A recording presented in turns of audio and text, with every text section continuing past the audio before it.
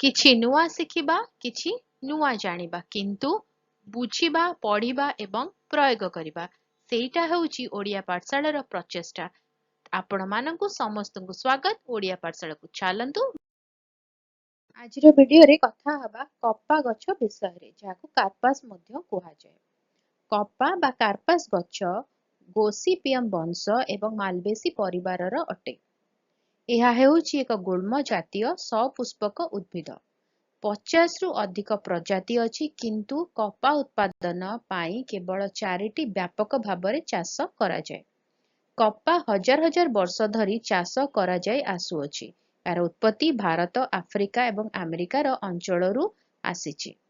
ସୂତା ମୁଖ୍ୟତଃ ଏହାର ନରମ ଫ୍ଲପି ଫାଇବର ପାଇଁ ଚାଷ କରାଯାଏ, ଯାହା ବୟନ ଶିଳ୍ପରେ ବ୍ୟବହୃତ ହୁଏ। କପା ବିହନ ତେଲ ବାହାର କରିବା ପାଇଁ ପ୍ରକ୍ରିୟାକରଣ କରାଯାଏ, ଯାହା ରାନ୍ଧିବାରେ ଏବଂ ଶିଳ୍ପରେ କଞ୍ଚାମାଲ ଭାବରେ ବ୍ୟବହୃତ ହୁଏ।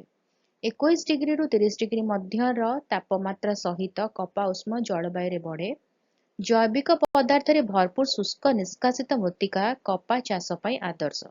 କପା କିଛି ମାତ୍ରାରେ ମରୁଡ଼ି ପ୍ରତିରୋଧୀ ହୋଇଥିଲେ ମଧ୍ୟ ବୃଦ୍ଧି ପାଇଁ ଏହା ମଧ୍ୟମରୁ ଉଚ୍ଚ ଜଳସ୍ତର ଆବଶ୍ୟକ କରେ, ବିଶେଷ କରି ଫୁଲ ବିକାଶ ସମୟରେ। ସୂତା ଉଦ୍ଭିଦଗୁଡ଼ିକ ବିଭିନ୍ନ ପର୍ଯ୍ୟାୟରେ ଗତି କରନ୍ତି: ଅଙ୍କୁର, ବିହନ, ବୃଦ୍ଧି, ଫୁଲ, ଗୁଚ୍ଛ ଗଠନ ଏବଂ ପରିପକ୍ୱତା। ଗୁଚ୍ଛଗୁଡ଼ିକ ପରିପକ୍ୱ ହୋଇ ଫାଟିଯିବା ପରେ ସୂତା ଅମଳ ହୁଏ, ତନ୍ତୁଗୁଡ଼ିକ ପ୍ରକାଶ କରେ। ପୋଷାକ, ବସ୍ତ୍ର ଏବଂ ଦଉଡ଼ି ଏବଂ ମତ୍ସ୍ୟଜାଲ ପରି ଶିଳ୍ପ ଦ୍ରବ୍ୟ ପାଇଁ ଫାଇବରଗୁଡ଼ିକ ସୂତାରେ ବିଭକ୍ତ। ଉଦ୍ଭିଦର ଡାଳ ଏବଂ ଭୁସିଗୁଡ଼ିକ ପଶୁ ଚାରା କିମ୍ବା ଜୈବ ଇନ୍ଧନ ଭାବରେ ବ୍ୟବହାର କରାଯାଇପାରେ। କପା ଚାଷ ଜଳ ଅଧିକ ଓ ଅନେକ ସମୟରେ ଭାରୀ କୀଟନାଶକ ବ୍ୟବହାର ସହିତ ଜଡ଼ିତ।